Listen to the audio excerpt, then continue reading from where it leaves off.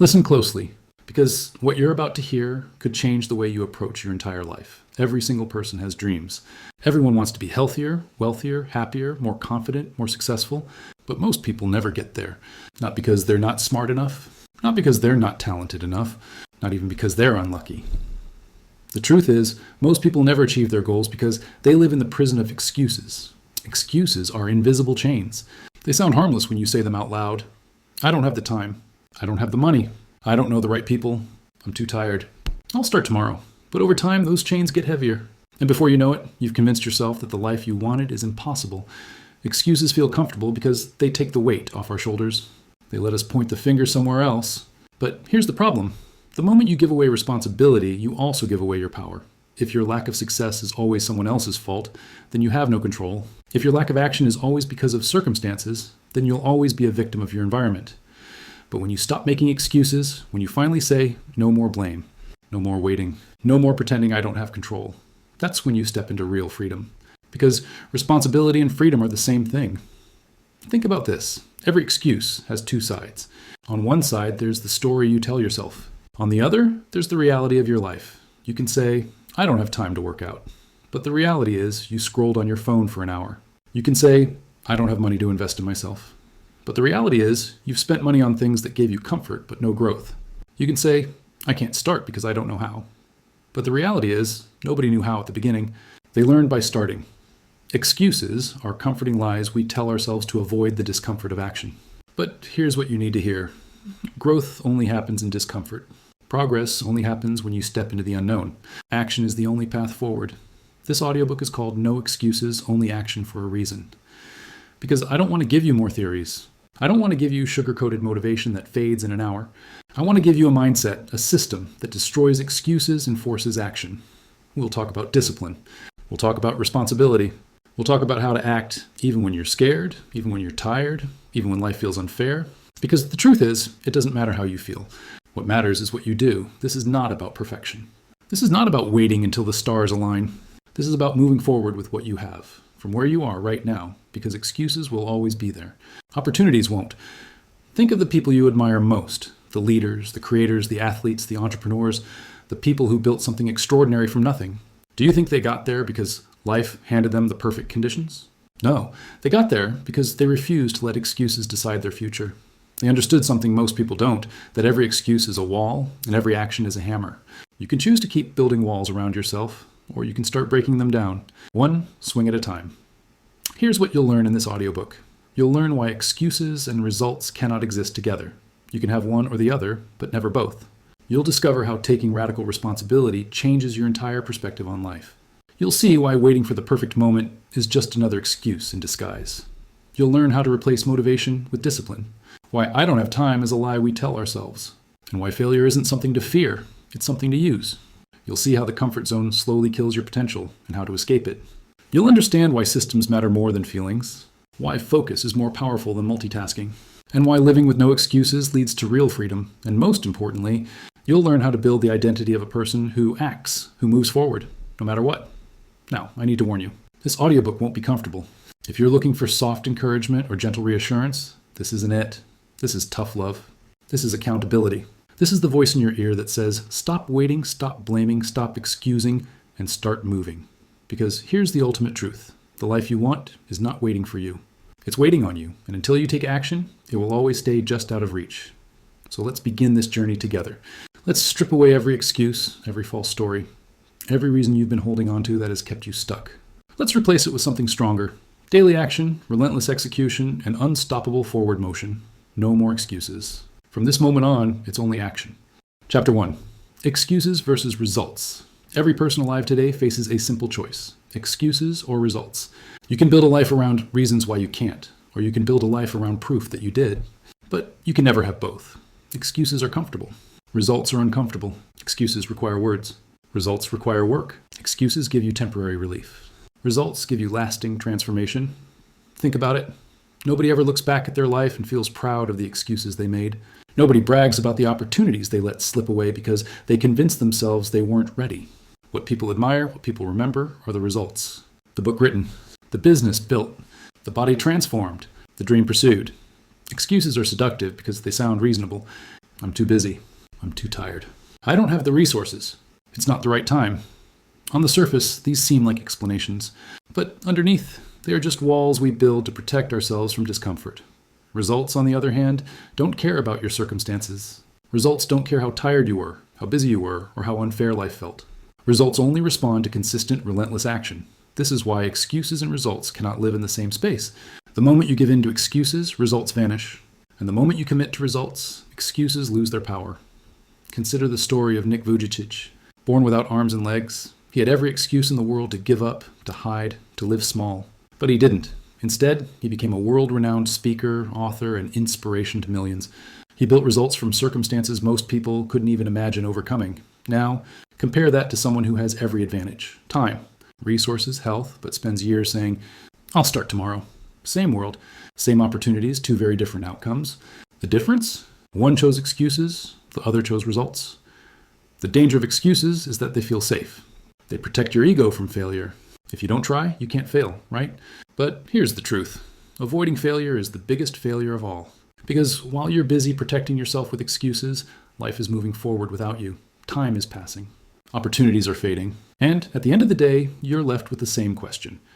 Do I want to keep living in the comfort of excuses, or do I want to step into the discomfort of results? Here's something you need to understand. Results are not just about big, dramatic achievements. Results can be small, daily victories that add up over time. The workout you finish, the page you write, the call you make. Each small action is a result, and those results, stacked day after day, are what create transformation. Excuses, however, pile up the same way. One excuse today, another tomorrow, and before long, years have passed with nothing to show for it. Small excuses build wasted lives, while small results build extraordinary ones. You might be thinking, but my excuses are different. My situation is harder. And maybe it is. Maybe life has thrown you challenges that others can't understand. But here's the reality. Excuses don't change your circumstances. They don't erase your pain. They don't move you forward. Action does. Every story of greatness begins with someone who had every reason to give up, but didn't. They decided their excuses would not be stronger than their desire for results. That decision, simple but powerful, changed everything. So how do you move from excuses to results? The first step is radical honesty. You have to look at your excuses for what they really are. Stories. They may feel real, but they are still stories. And stories can be rewritten. Start asking yourself, is this really true? When you say, I don't have time, is that true? Or is it that you haven't made it a priority? When you say, I can't because I don't know how, is that true? Or is it that you haven't taken the first step to learn? Excuses crumble under the light of truth. Results grow when you replace excuses with responsibility. The second step is commitment. Results don't come from dabbling. They come from deciding. Decide that you will not accept excuses from yourself anymore. Decide that action, any action, no matter how small, will always outweigh excuses. Commitment is powerful because it removes negotiation. When you're committed, you don't ask, do I feel like doing this today? You do it because that's who you are now. You're someone who produces results, not excuses. The third step is momentum. Results don't appear overnight. They are built through repeated action. At first, progress feels slow. Excuses will tempt you to quit. But if you keep going, if you keep stacking small results, momentum takes over. Suddenly, the actions that once felt hard become habits. And habits create transformation. Momentum is what carries you past the voice of excuses. The more results you build, the quieter those excuses become. Let me give you an example. There was a man named Carlos who always dreamed of starting his own business. But for years, he made excuses. I don't have the money. I don't have the connections. I don't know enough. He convinced himself the timing was never right. Finally, after years of frustration, Carlos decided to act. He didn't start with a huge investment or a perfect plan. He started small, selling products online, learning as he went. Each small sale was a result. Each result gave him confidence. And over time, the excuses that once held him back faded into the background. Years later, Carlos runs a successful company. And when people ask him how he did it, he always says the same thing. I stopped making excuses and I started stacking results. This is the choice in front of you right now. You can live in the comfort of excuses, or you can step into the challenge of results. Excuses will always be easier in the short term, but results will always be worth it in the long term. Every excuse you make takes you further from the life you want. Every result you create, no matter how small, brings you closer. So here's your challenge for today. Think of one area of your life where you've been making excuses. Maybe it's your health, your career, your relationships, or your personal goals. Write down the exact excuse you've been telling yourself. Then ask, what action can I take right now to replace this excuse with a result? It doesn't have to be big. It just has to be real. One push-up, one phone call, one page written, one honest conversation. That's how results begin. Excuses or results. Words or action. Comfort or growth. The choice will always be yours. But remember this, you can't have both. And one day, you'll either look back on a life filled with reasons why you didn't, or a life filled with proof that you did. No excuses. Only results. Only action. Chapter 2. Taking radical responsibility. If excuses are the chains that keep you stuck, responsibility is the key that sets you free. Most people live their lives pointing outward. They blame their boss, their parents, their past, their circumstances, even their luck. And while those things may have influence, they do not have control. You do. The moment you take full, radical responsibility for your life is the moment everything changes. Let's be clear. Radical responsibility is not about guilt or shame. It's not about blaming yourself for everything that has ever gone wrong. It's about claiming your power, because as long as you believe that your results depend on someone else, you are powerless. But the moment you accept that your choices, your actions, and your mindset create your reality, you gain control. Think of your life like a steering wheel. If you hand it over to circumstances, you drift. If you hand it over to excuses, you crash. But when you grip the wheel with both hands, you decide where you're going. Radical responsibility means no blaming, no complaining, no waiting for someone else to fix it. It means looking at every situation and asking one simple question. What can I do about this? Here's the truth most people don't want to hear. Life isn't fair. Some people start with more money, more support, more opportunity. Others start with hardship, loss, and struggle. But blaming life doesn't change your position. Responsibility does. When you choose responsibility, you stop asking, why me? And start asking, what now? You stop focusing on what you can't control, and you double down on what you can. There's a powerful story about a man named Viktor Frankl. During World War II, he was imprisoned in Nazi concentration camps. He lost his family. He endured unthinkable suffering. Yet even in the darkest conditions imaginable, he discovered one truth. While he could not control his circumstances, he could control his attitude. He wrote, "Everything can be taken from a man but one thing, the last of human freedoms. To choose one's attitude in any given set of circumstances, to choose one's own way." Frankl survived because he chose responsibility over despair. His story is proof that no matter how harsh life becomes, you always have the power to decide your response. Radical responsibility transforms everyday life too. If your career isn't where you want it to be, stop blaming your boss. Take responsibility by improving your skills, building your network, or finding new opportunities. If your health is suffering, stop blaming your schedule. Take responsibility by carving out time to exercise and eat better. If your relationships are strained, stop blaming the other person. Take responsibility by changing how you show up. It doesn't mean others don't play a role. It means you stop waiting for them to change first. You lead by example. Responsibility is empowering because it shifts your mindset from victim to creator. Victims wait. Creators act. Victims complain. Creators build. Victims focus on problems. Creators focus on solutions. When you stop saying, "this is happening to me," and start saying, "this is happening because of me or through me," you step into your power. You stop being a passenger in your own life. But let's be real. Taking responsibility isn't easy. It requires brutal honesty. It requires looking in the mirror and admitting that your results are the product of your choices. That can sting. It's easier to say, "I can't because of them," than it is to say, "I didn't because of me." But once you admit it, once you own it, you can finally change it. Because what you own, you can transform. Here's a simple but powerful exercise. Think of an area of your life that frustrates you. Maybe it's your finances, your health, your career, or your habits. Write down every excuse you've been telling yourself about why it hasn't improved. Then cross out the word excuse and replace it with responsibility. For example, "I don't have time to work out" becomes "I haven't made time to work out." Like, "don't have the money to save" becomes "I haven't prioritized saving." "Can't grow because my boss holds me back" becomes "I haven't created new opportunities." The shift is uncomfortable, but it's also liberating because now you're in control. Responsibility doesn't guarantee success, but excuses guarantee failure. When you take responsibility, you give yourself a chance. When you give excuses, you rob yourself of that chance. Let me tell you about Sarah.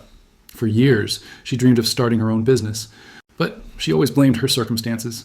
Her job was too demanding. Her family needed her attention. The economy wasn't right. One day, she realized something. Her excuses weren't protecting her, they were suffocating her. She decided to take responsibility. She started waking up an hour earlier to work on her idea. She cut unnecessary expenses to save money. She stopped waiting for perfect conditions and started acting. It wasn't easy. She stumbled.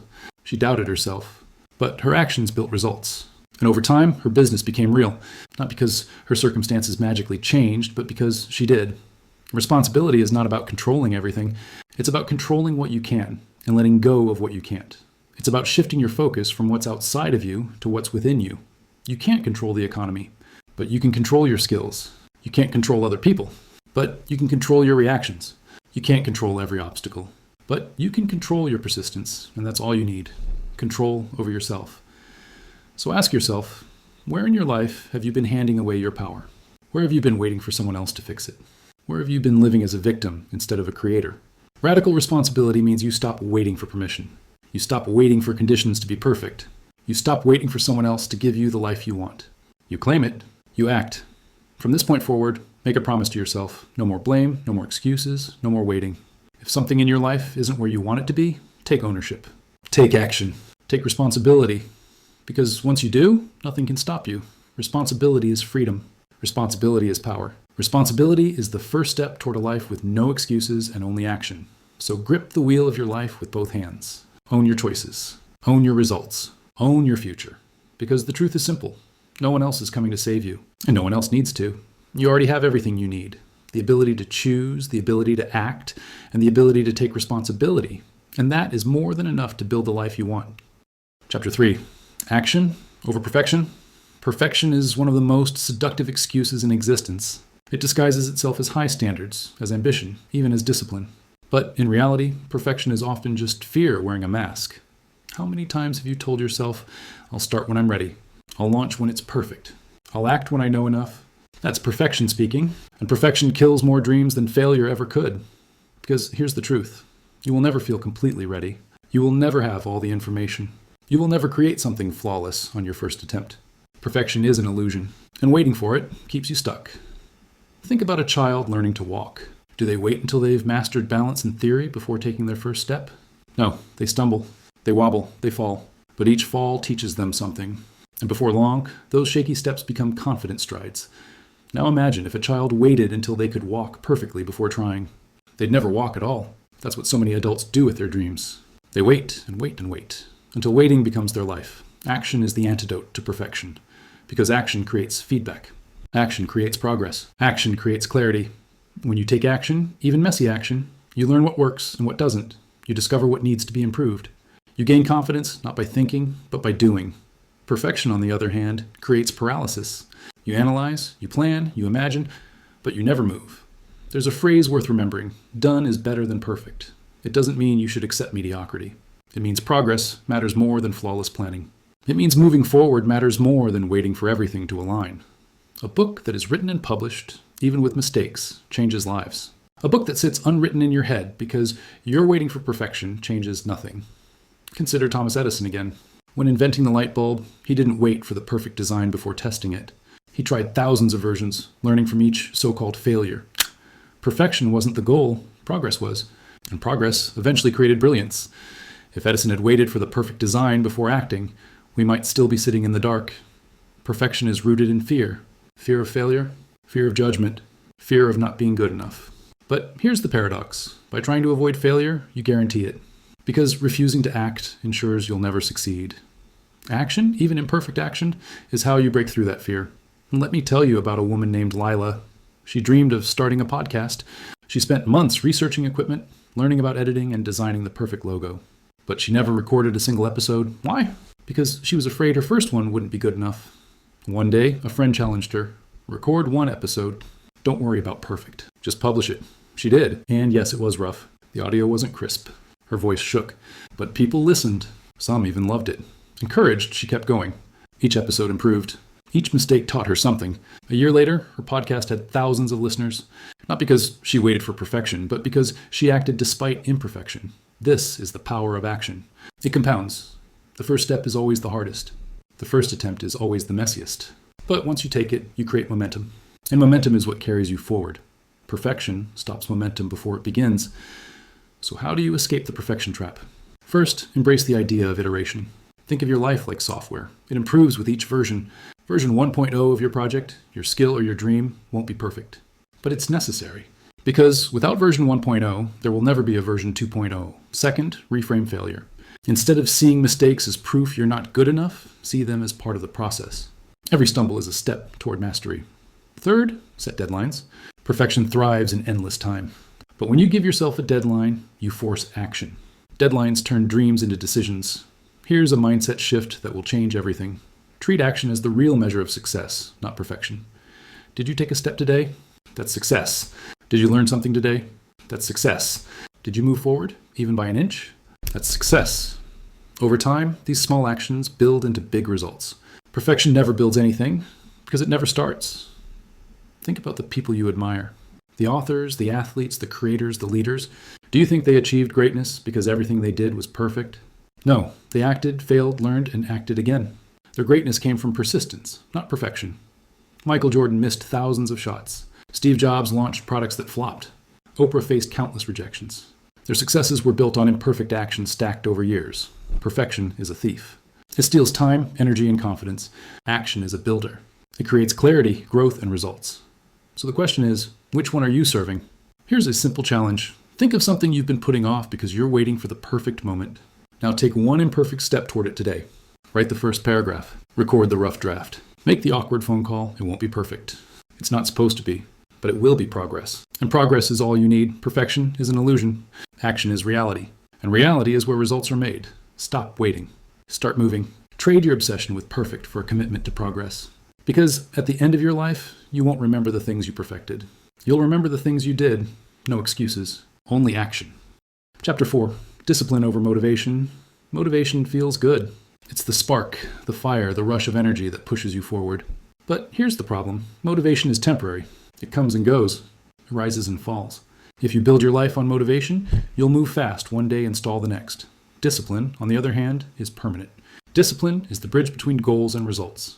Discipline is doing what you said you'd do, long after the mood you set it in has faded. Discipline doesn't ask if you feel like it.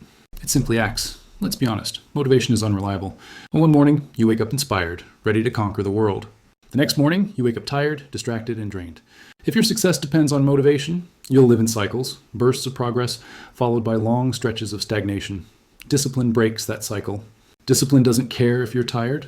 Discipline doesn't care if you're uninspired. Discipline is the system that keeps you moving no matter what your emotions are doing. Think about brushing your teeth. You don't wake up motivated to brush. You don't need a playlist of inspirational speeches to pick up a toothbrush. You just do it because it's part of who you are. That's discipline. What if you treated your workouts, your business, your goals the same way? What if instead of waiting to feel motivated, you trained yourself to act regardless of mood? That's how lives change, not through bursts of inspiration, but through consistent discipline. Consider athletes. The greatest champions in the world don't rely on motivation. Do you think they feel excited to train every single day? Of course not, but they show up anyway. They lace up their shoes, step onto the field, and put in the work, because discipline doesn't ask for permission from feelings. Kobe Bryant was famous for this. While others slept, he was in the gym. Not because he was always motivated, but because discipline had become his identity. Motivation is an emotion. Discipline is a decision. And when you live by decisions instead of emotions, you become unstoppable. But let's break down what discipline really is. Discipline is not punishment. Discipline is freedom. When you are disciplined with your time, you create freedom to focus on what matters. When you are disciplined with your money, you create freedom from debt and stress. When you are disciplined with your habits, you create freedom from regret.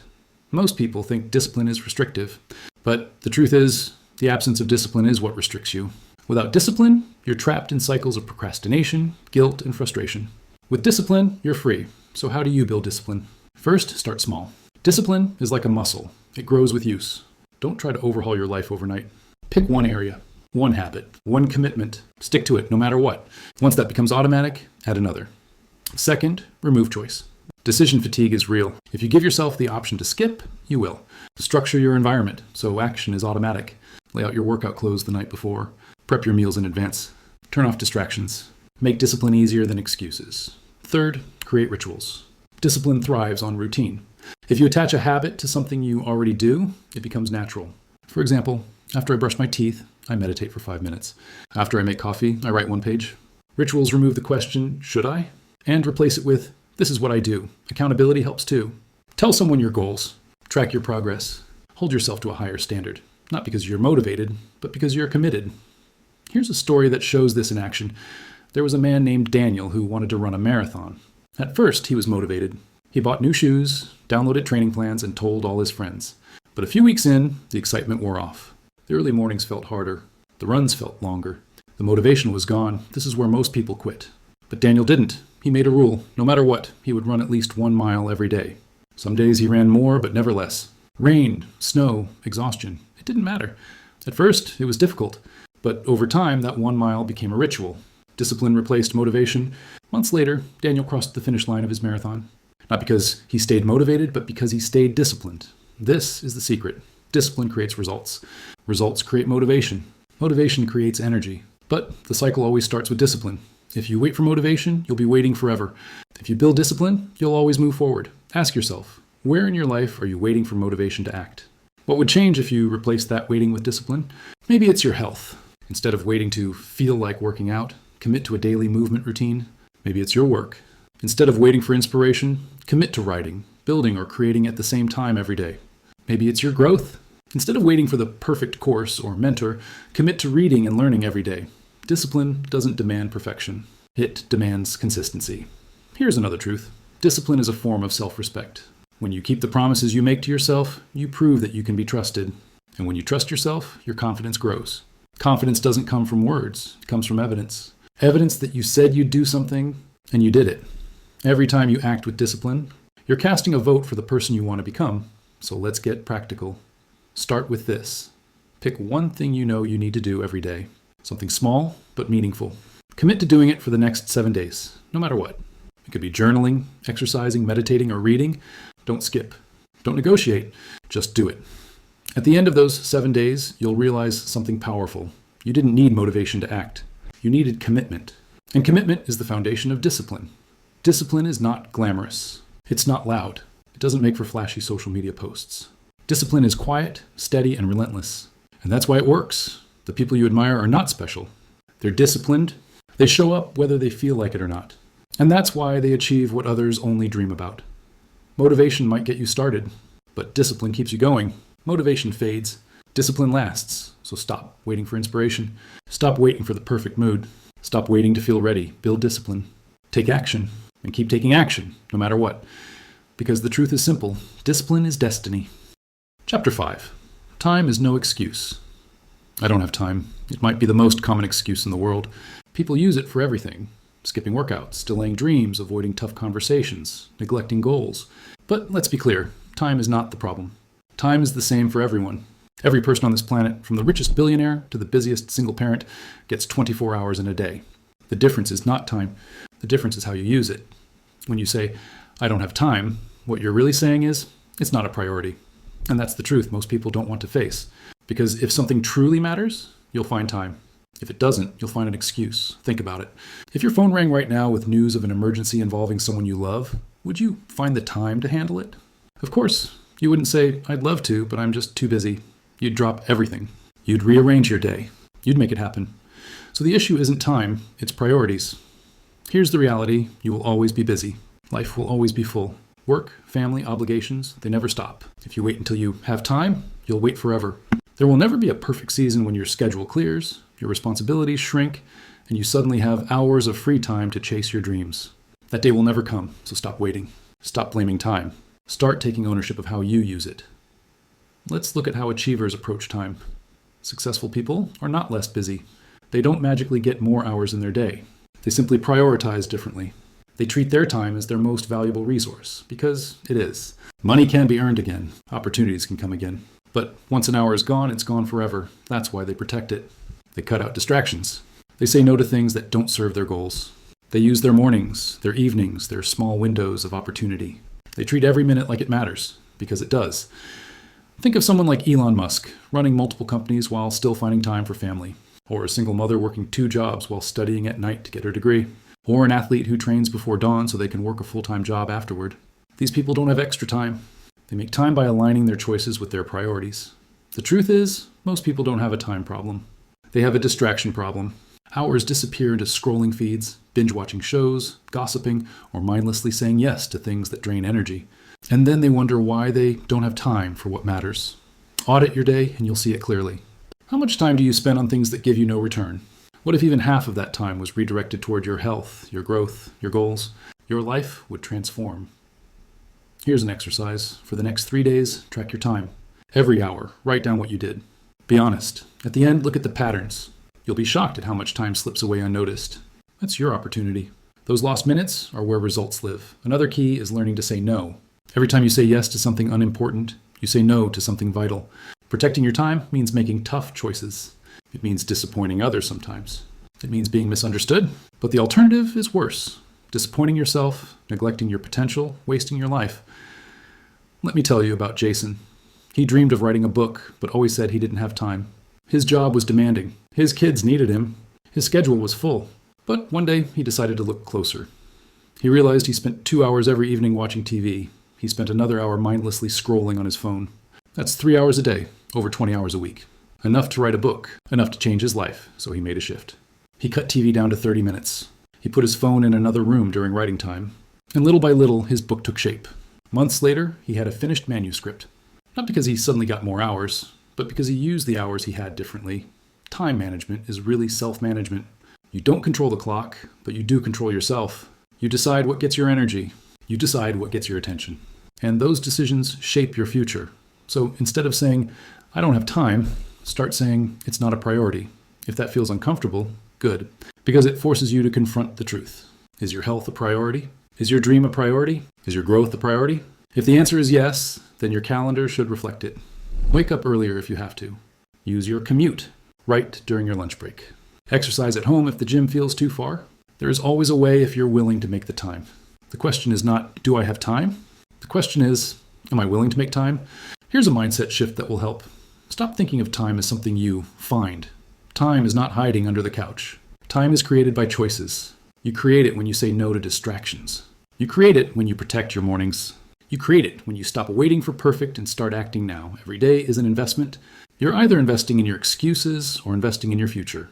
And the return is always based on where you put your hours. So here's the challenge. Look at your day and ask yourself, if someone tracked me for 24 hours, would my actions prove that my goals are a priority or just something I talk about? At the end of your life, you won't wish for more time. You'll wish you had used the time you had better. You'll wish you hadn't wasted years on excuses, waiting for hours that never came. So stop waiting. Stop blaming the clock. Time is not your enemy. Excuses are. Chapter 6, Learning from Failure. Failure. For most people, it's a dirty word. It's something to avoid, something to fear, something that feels like proof you're not good enough. But here's the truth. Failure is not the opposite of success. Failure is the process of success. Every achievement you admire, every breakthrough that inspires you was built on a foundation of failure. Success isn't a straight line upward. It's a messy road of trial, error, and adjustment. The people who win in life aren't the ones who avoid failure. They're the ones who learn from it, adapt, and keep moving forward. Think about it. As a child, you failed your way into walking. You fell over and over again, but you didn't quit. You failed your way into speaking, into riding a bike, into everything you now do with ease. Failure was never the end. It was the teacher. Somewhere along the way, though, society taught you to see failure as shameful instead of useful. But if you want to live without excuses, you must reclaim failure as fuel. The truth is, failure reveals what doesn't work, and that knowledge is priceless. Every time you fail, you're gathering data. You're learning what needs to change. You're identifying weaknesses so you can turn them into strengths. Thomas Edison understood this. When asked how he felt about failing thousands of times before creating a working light bulb, he replied, "I have not failed. I've just found 10,000 ways that won't work." That's the mindset of someone who understands that failure is part of the formula. But here's the catch. Failure only helps you if you face it honestly. If you run from it, deny it, or blame others, you gain nothing. If you lean into it, study it, and adjust, you grow stronger. Failure is feedback. Nothing more, nothing less. It's not a label. It's not your identity. It's information. Let's explore this with a story. There was a young entrepreneur named Maya. She poured her savings into starting a business. She worked hard, but after a year, it collapsed. She was devastated. At first, she wanted to quit, convinced she wasn't cut out for entrepreneurship. But instead of letting failure define her, she studied it. She realized she had focused too much on the product and not enough on marketing. She saw where her systems were weak. Armed with those lessons, Maya tried again. This time, she approached things differently. She invested in learning sales. She built a stronger team. And her second business thrived. Not because she avoided failure, but because she learned from it. Here's what separates achievers from quitters. Achievers see failure as a stepping stone, while quitters see it as a dead end. Failure will test you. It will hurt. It will bruise your ego. But it will also teach you lessons success never could. Success makes you comfortable. Failure makes you grow. There's another layer here. Failure builds resilience. Every time you fall and get back up, you strengthen your ability to handle adversity. Resilience is not built in comfort. It's built in difficulty. And the more resilient you are, the further you can go. Consider athletes again. A boxer doesn't learn resilience by winning every fight. They learn it by taking hits, by losing matches, by finding the courage to step back into the ring. Each failure makes them tougher, smarter, sharper. Life is the same. Failure tests your endurance. Each time you rise after falling, you build the grit required for greatness. But most people don't give failure a chance to teach them. They quit too soon. They stop at the first sign of resistance. They tell themselves, this isn't for me. But in reality, success was just 1 or 2 failures away. Imagine planting a seed and digging it up every day to see if it's growing. You'd never give it time to take root. That's what quitting after failure does. You stop before the growth can happen. Here's a mindset shift that will change the way you see failure. Stop asking, did I succeed or fail? Start asking, what did I learn? When you reframe failure as learning, you remove the sting. You remove the shame. You realize that failure isn't final, it's feedback. And feedback moves you forward. Let's get practical. When you fail, pause and reflect. Ask yourself what worked, what didn't, what will I do differently next time? Write it down. Make it concrete. Turn every failure into a lesson plan. Then, and this is the crucial part, get back up. Apply what you learned. Try again. Failure without adjustment is wasted pain. Failure with adjustment is progress. Here's another example. Colonel Harlan Sanders, the founder of KFC, was rejected over 1,000 times before someone agreed to sell his chicken recipe. 1,000 rejections. Most people would have quit after 10, but he didn't see rejection as final. He saw it as feedback, and eventually, persistence turned into global success. The lesson is simple. Failure is not the end unless you make it the end. The fear of failure will always be there, but fear is not a stop sign, it's a signal. It means you're stretching beyond your comfort zone. It means you're aiming for something that matters. So instead of avoiding failure, start embracing it, invite it. Because every failure is proof that you're in the arena, trying, while others are sitting on the sidelines. Here's the danger. Excuses often hide inside failure. I failed because the timing wasn't right. I failed because other people didn't support me. I failed because life isn't fair. Those are excuses disguised as explanations. They keep you stuck. But when you own your failures, when you accept your role in them, you gain the power to change. Ask yourself, what failure in your past still haunts you? What did you learn from it? And more importantly, how can you apply that lesson now? Failure is a teacher that never leaves you. Its lessons remain, waiting for you to use them. So here's the challenge. Shift your relationship with failure. Stop running from it. Stop fearing it. Start seeking the lessons inside it. Because the truth is simple. Failure is not a dead end. Failure is the path. Chapter 7. Comfort is the enemy. Comfort feels good. A warm bed, a soft couch, a routine that doesn't challenge you. Comfort is familiar. Comfort is safe. But comfort is also dangerous because nothing grows in comfort. Every dream you have, every goal you want, every version of yourself you long to become exists outside your comfort zone. Comfort whispers, stay here, it's easy. While growth demands, step out, it will be hard. If you choose comfort too often, you trade progress for stagnation. You trade your potential for excuses. Think about the strongest moments of your life. Were they born from comfort? Or were they forged in challenge, in struggle, and pushing yourself beyond what felt easy? Growth is never comfortable. Growth is uncomfortable by design. Comfort wants you to play it safe. Growth wants you to risk failure. Comfort wants you to stay small. Growth wants you to stretch. Comfort wants you to avoid the unknown. Growth wants you to explore it. The enemy of progress is not failure, it's comfort. Failure teaches. Comfort numbs. Let's look at how this plays out. Imagine 2 people. The first lives in comfort. They avoid risks. They keep to routines that don't stretch them. They chase ease instead of effort. Their life is predictable, but so are their results. The second person chooses discomfort. They wake up earlier than they want to.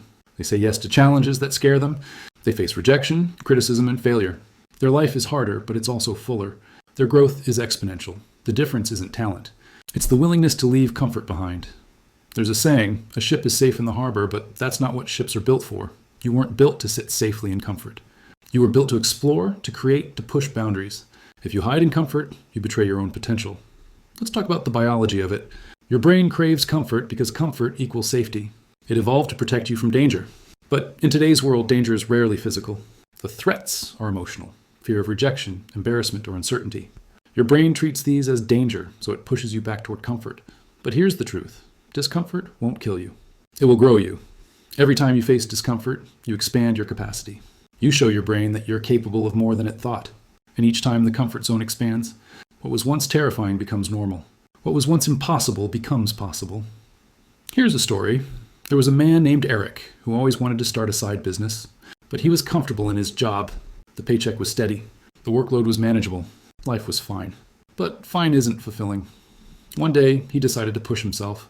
He started small, working on his idea after hours, making calls, testing products.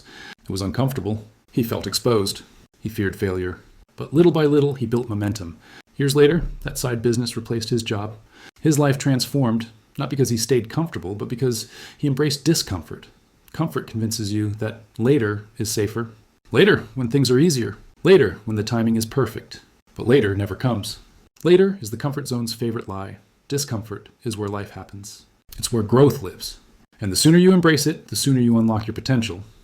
But here's the catch. Most people run from discomfort. They think it's a sign to stop. In reality, it's a sign you're on the right path. Discomfort means you're stretching. Discomfort means you're moving beyond old limits. Discomfort means growth is happening. So instead of avoiding discomfort, start seeking it. Start making it part of your daily life. Here are practical ways to do that. Wake up earlier than you want to. Speak up in the meeting when your instinct is to stay quiet. Take the workout that pushes you past your limits. Have the hard conversation you've been avoiding. Try the thing you've been afraid to fail at. Each act of discomfort is a rep for your growth muscle. The more reps you do, the stronger you get. Comfort also shows up in habits. It's comfortable to scroll instead of study. It's comfortable to eat junk instead of fueling your body. It's comfortable to binge shows instead of building your dream. But comfort comes with a hidden cost, regret. The easy choice now becomes the hard life later. The hard choice now becomes the easy life later. You choose your pain, discipline, or regret. Here's another story. A woman named Sarah always avoided public speaking. The thought terrified her. But one day, she realized her comfort was costing her opportunities. She forced herself to sign up for a small presentation. She stumbled. She sweated. She felt exposed. But she survived. The next time was easier. The next time after that, even easier. Eventually, Sarah became known as a powerful communicator. Not because she was fearless, but because she faced discomfort until it lost its power. This is the truth. Comfort will lie to you. It will tell you, you're fine as you are. Don't push. Don't risk. But you're not meant to be fine. You're meant to be extraordinary. The life you want will demand discomfort.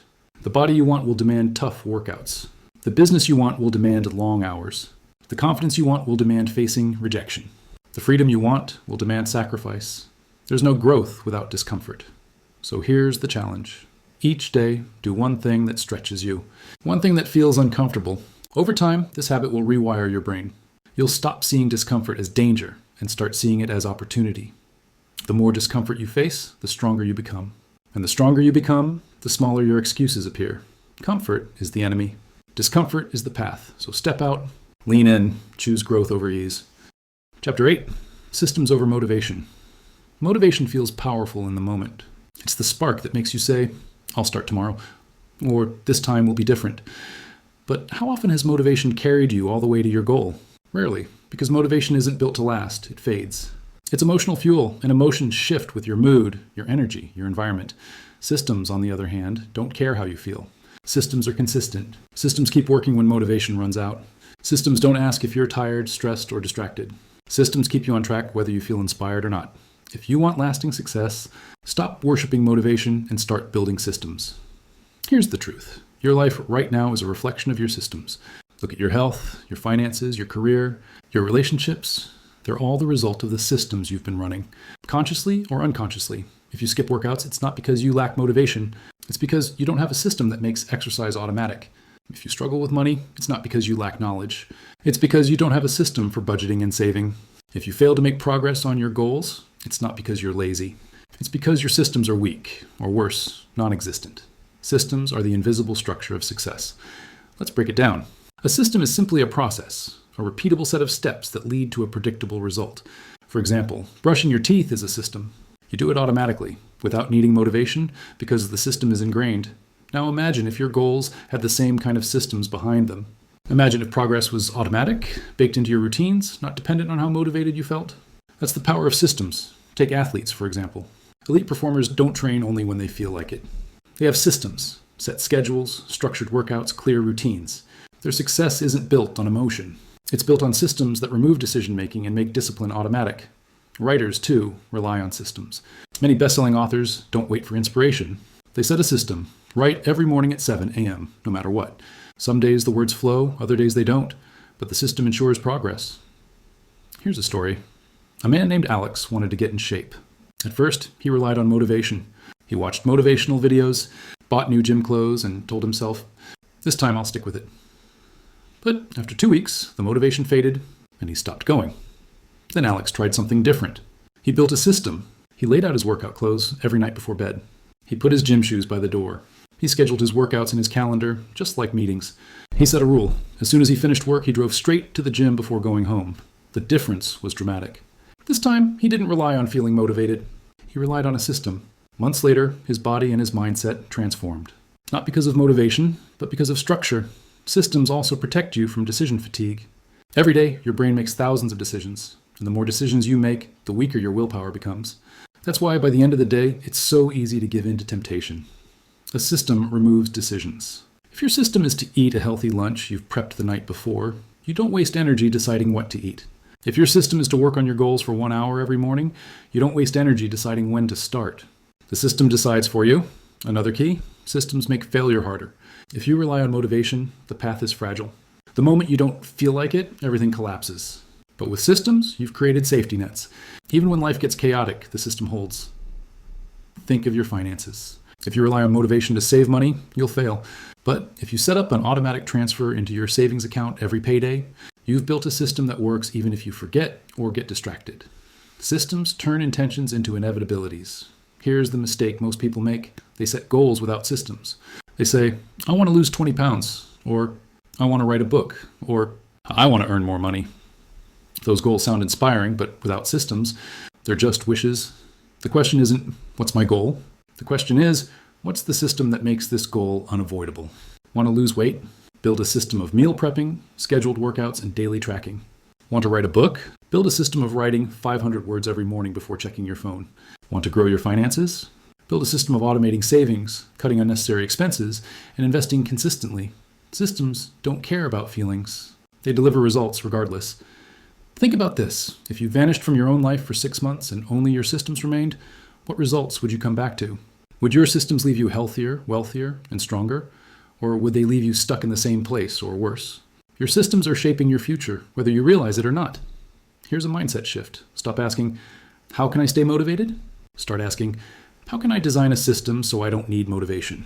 Motivation is fleeting. Systems are permanent. Motivation is an emotion. Systems are structure. Motivation gets you started. Systems get you finished. Let's get practical. Step 1, identify the area of your life where you struggle most with consistency. Step 2, design a system that makes consistency automatic. Step 3, simplify. A good system doesn't rely on willpower. It removes friction and makes success the default option. For example, if you want to eat healthier, don't keep junk food in the house. If you want to work out, schedule it at the same time every day. If you want to grow a business, block out time each week that's untouchable. Your environment is part of your system. Design it to support your goals. Here's another story. A woman named Clara always dreamed of writing a novel. She tried for years, but could never stay motivated. She'd write for a few days, then stop for months. Finally, she built a system.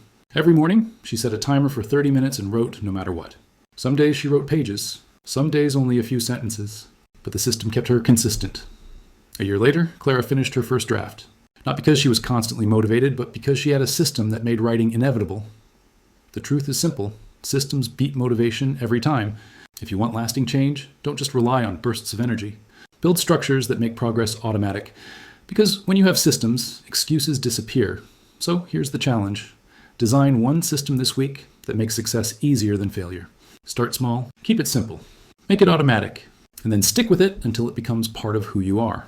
Motivation may fade, but systems endure. Chapter 9, Focused Execution. Ideas are easy. Dreams are exciting. Plans are comforting. But execution, focused, relentless execution, is what separates the dreamers from the doers. You can talk about your goals. You can write them down. You can visualize them, but none of it matters unless you act with focus. Scattered action produces scattered results. Focused execution produces unstoppable momentum. Here's the hard truth. Most people don't fail because their dreams are too big. They fail because they chase too many things at once. They spread their energy across distractions, half-finished projects, and endless research. They confuse busyness with progress. focused execution cuts through the noise. It says, this is the target. This is what matters now. Everything else can wait. Think of a magnifying glass. Under normal sunlight, nothing happens. But when you focus that light through the glass, it becomes powerful enough to start a fire. Your energy works the same way. Unfocused, it keeps you busy. Focused, it changes everything. Let's look at an example. A man named David wanted to start a business, write a book, learn a language, and train for a marathon all at once. He made a little progress on each, but none of them ever reached completion. He told himself he was multitasking. In reality, he was scattering his energy. Finally, David chose focus. He committed to one thing, building his business. He set clear targets. He executed daily. Within a year, his business took off. After that, he used his success to carve out time for writing, languages, and running. But none of it would have happened without first mastering focused execution. This is the secret. Success requires sequence, not simultaneity. You can do many things in life, but not all at once. Focus on the one thing that will create the biggest impact and execute until it's done. Then move to the next. Focused execution also means saying no, a lot. Every yes to distraction is a no to progress. Protecting your focus requires discipline. It requires disappointing others sometimes. It requires removing good opportunities so you can pursue the best ones. If everything matters, nothing matters. Here's a practical truth. Execution isn't about doing more. It's about doing less, better. You don't need a longer to-do list. You need a shorter, sharper one. Instead of asking, what can I do today? Ask, what must I do today to move closer to my goal? That one question cuts the fluff and forces focus. Another key is clarity. You can't execute if you're unclear. A vague goal like, I want to be successful, produces vague action. A clear goal like, I will earn $1,000 in the next 30 days from my side hustle, produces specific action. Clarity sharpens focus. Execution thrives on specifics. What will you do? When will you do it? How will you measure progress? The more clarity you create, the easier focus becomes. Focused execution also requires environment design. You can't focus in chaos. Eliminate distractions. Create a space for deep work. Use tools to block interruptions. Treat your environment as part of your execution system. And don't underestimate the power of time blocking. When you dedicate specific hours to your most important work, you protect your focus. Treat those hours like appointments you cannot break. Consistency compounds. Let's talk about momentum. The hardest part of execution is starting. Once you begin, momentum carries you. But starting requires breaking through resistance. The excuses, the doubts, the distractions. The solution is simple. Start small. Commit to just 5 minutes. Once you begin, you'll often keep going. Action fuels focus. Here's a story. A young woman named Leah wanted to get in shape. She made plans, researched workouts, and set goals. But she never followed through until she simplified. She set a rule. Every day, she would put on her workout clothes and start her warm-up. That's it. Some days she stopped after 10 minutes. But most days, once she started, she finished the workout. That's the power of execution. It doesn't require massive leaps. It requires consistent starts. Over time, those starts compound into transformation. Focused execution also requires patience. Results take time. If you're constantly switching targets because you don't see instant results, you'll never finish anything. Execution is about staying on one path long enough to see progress. Remember this, consistency beats intensity. 1 hour of focused work daily for a year will beat a week of frenzied effort, followed by burnout. Now, let's tackle a dangerous trap, perfectionism. Many people avoid execution because they want the plan to be flawless before starting. They want certainty, safety, and zero risk of failure. But focused execution doesn't wait for perfect conditions. It starts now with what you have, where you are. Progress over perfection. Always. Here's a mindset shift. Execution is an identity, not just an action. See yourself as someone who follows through, someone who finishes, someone who executes. When you adopt that identity, focus becomes natural. Think about the people you admire, the athletes, entrepreneurs, creators. What makes them extraordinary isn't just their ideas. It's their ability to execute consistently. They do what others won't. They focus when others quit. That's available to you. Execution isn't talent. It's a choice. So here's the challenge. This week, choose one goal. Just one. Eliminate the rest for now. Then design a clear plan and execute daily. Protect your time. Say no to distractions. Build momentum through small starts. Stick with it until it's finished, because focus creates results, and results are the only proof that matters. Chapter 10, the No Excuses Identity. Up until now, we've talked about actions, systems, discipline, and mindset. But here's the deepest truth. Real change lasts only when it becomes part of who you are. You don't just act differently, you become different. Identity is the root. Your actions are the branches. If you see yourself as someone who makes excuses, you will keep making them. If you see yourself as someone who acts, who follows through, who does what needs to be done, your behavior will align with that identity. This final chapter isn't just about what you do, it's about who you decide to be. Excuses come from identity. People who say, I'm just not disciplined, live out that identity. People who say, I always quit, fulfill that prophecy. The stories you tell yourself shape your reality, but you can rewrite your story. You can build a new identity, an identity rooted in action, resilience, and discipline. Think about it. Every habit you have reinforces an identity. If you run every morning, you become a runner. If you write daily, you become a writer. If you take consistent action, you become someone who doesn't tolerate excuses. Identity is built through repetition. Each action is a vote for the person you want to be. One workout is a vote for the identity of I am fit. 1 hour of focused work is a vote for I am disciplined. You don't need perfection. You need enough votes in one direction for that identity to take root. Here's a story. A man named Jordan struggled with self-doubt. He constantly told himself, I'm the type who never follows through. That belief kept him stuck. But one day, he decided to change the narrative. He didn't start with big goals. He started with small, consistent actions. He made his bed every morning. He finished one small task before checking his phone. Day after day, those small wins piled up. Slowly, his identity shifted. He stopped seeing himself as unreliable and started seeing himself as disciplined. That identity fueled bigger changes, fitness, career growth, relationships. Not because he chased motivation, but because he changed who he believed he was. Here's the point. Excuses dissolve when your identity rejects them. If your identity is, I'm the type of person who always does what I say, then skipping your commitments feels unnatural. Excuses don't fit your identity anymore. This is the key. Don't just try to do more. Decide to be more, but identity isn't built overnight. It's shaped daily in small choices. Every time you choose action over excuses, you reinforce that identity. Every time you keep a promise to yourself, you strengthen it. Every time you step into discomfort, you prove it. And here's the beauty. Once identity locks in, effort decreases. You don't have to force yourself to act. It becomes automatic. A disciplined person doesn't argue with themselves about whether to work. They just work. An athlete doesn't question if they'll train. They just train. The identity makes the action natural. So how do you create a no excuses identity? Step 1, define it. Who is the person you want to be? Write it down. Be specific. I am disciplined. I am consistent. I am someone who takes action even when I don't feel like it. Step 2, act in alignment. Don't wait until you feel like that person. Start behaving as if you already are. The actions will pull the identity into reality. Step 3, repeat. Consistency is what transforms belief into identity. Here's another example. A woman named Carla wanted to run a marathon. At first, she didn't see herself as a runner. She felt like an imposter at the track. But she kept showing up. Each mile was a vote for her new identity. Eventually, she stopped saying, I'm trying to run. She started saying, I am a runner. That identity carried her across the marathon finish line. Your identity is not fixed. It's not determined by your past. It's chosen every day by your actions. If you've lived with excuses, you can leave that identity behind. You can choose to be someone different. You can step into the no excuses identity today. And here's the secret. Once you embody that identity, success becomes inevitable. You stop needing constant motivation.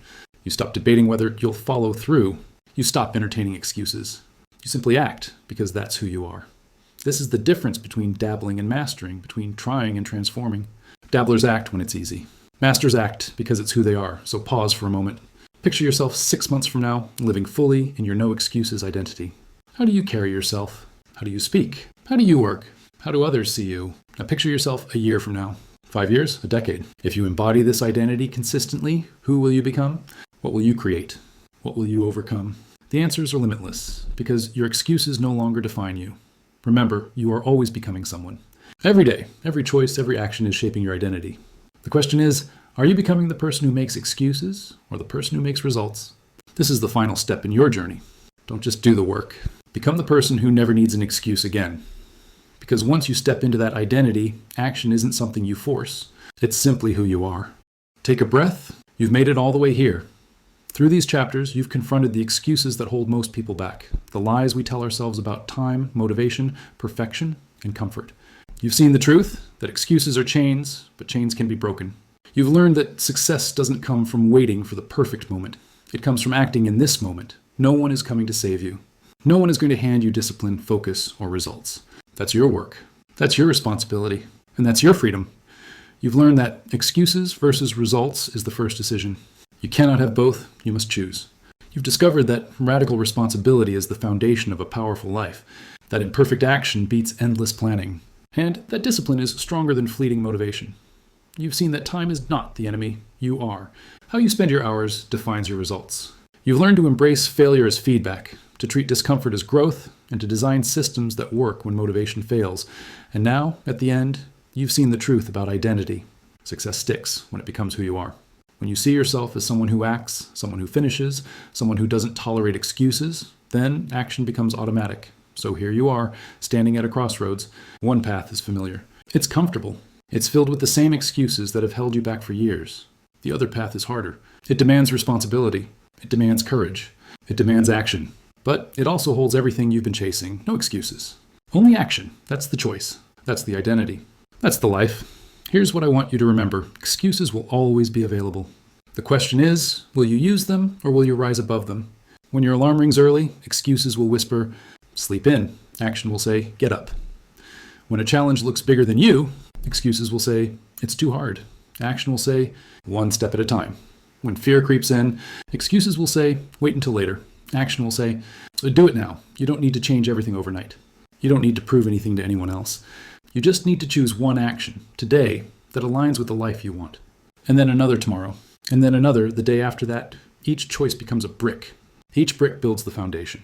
Over time, you will look back and realize you've built a life where excuses don't fit anymore. So step forward. Step into the identity of someone who acts. Someone who does what they say. Someone who is unshakable, unstoppable, and unwilling to waste another moment on excuses. This is your life. Your time, your shot. Don't give it away to excuses. Take it back with action.